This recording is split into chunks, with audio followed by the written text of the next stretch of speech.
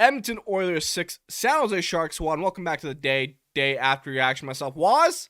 Yesterday, I didn't decide to record anything because, Easter Sunday, take a little bit of a break. Plus, the Oilers don't play until tomorrow. However, it was another milestone, historic game for the Oilers. It was a matinee, so I was going to say night, but technically it was an afternoon game. So it was a historic afternoon game for the Edmonton Oilers on Saturday as Connor McDavid scored .150. That was the storyline. Well, technically, the other milestone was Jason Demers playing his 700th NHL game. I mean, credit to the Edmonton Oilers, Jay Woodcroft, for bringing up Jason Demers for that game so we can play his 700th NHL game. That's a very classy move. Yes, he had that brutal turnover for the goal against Edmonton, but regardless, it's just a feel-good moment for Jason Demers. Also, nice to see Philip Broberg get on the score sheet, and fantastic pass by Leon Draisaitl to get to him. I'm a fan of Philip Broberg. I think he's a very calm, composed defender, at least from what I've seen in person. I think he's going to be a great defenseman for the Oilers one day. It's a shame he hasn't played a ton of ice time this year, but to be honest, there's been a lot of competition for the defensive positions on the Oilers, so I don't blame him too much. He's still young, and there's time for him to really grow into a solid D-man. But back to Connor McDavid, scoring .150 and 151 against the San Jose Sharks. Do we understand what we're witnessing from this man? Are we numb to it? I don't know. Because nobody has done this since Mario Lemieux in the 90s. And you know what's funny? There was this guy on TikTok, and he's saying how Connor McDavid wouldn't be able to do this if Scott Stevens was playing, or in the 80s or 90s when, danglers like him would just get smoked. Well, to be honest, Connor McDavid probably would have dominated those eras regardless. It was a bit of slower hockey, I think I've heard.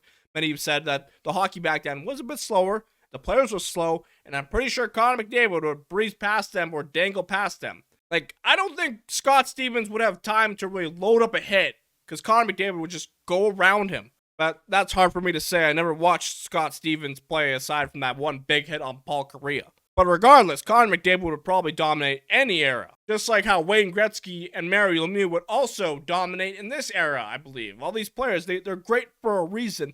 They would adjust to the way that hockey was played, then and now. You know what I'm saying? You know what I'm saying? I sound like J-Rock from Trailer Park Boys. Anywho, this has gone a little bit off the rails. Also, Ryan Nugent-Hopkins scored. That was awesome to see him get .101. And now, honestly, I think as Oilers fans, we just want the playoffs to start. But at the same time, there's still a little bit left on the line. Every point still matters up until Game 82, depending on how the Vegas Golden Knights fare, I think. Because if Edmonton beats Colorado here and San Jose, could they win the West if Vegas loses 1 or 2 games here? Are we going to play Seattle in the first round instead of LA? I know it's a lock right now that we will be playing the Kings. It's just there's still a lot that can happen. The playoff picture can change in an instant.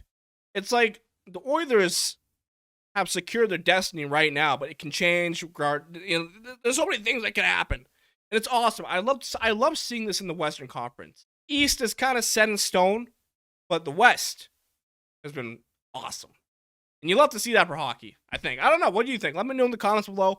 Thank you for tuning into the day after reaction. Myself was Day Reaction. Head to OilersNation.com for more. Like, comment, and subscribe. See you next time. Woo! Let's go Oilers.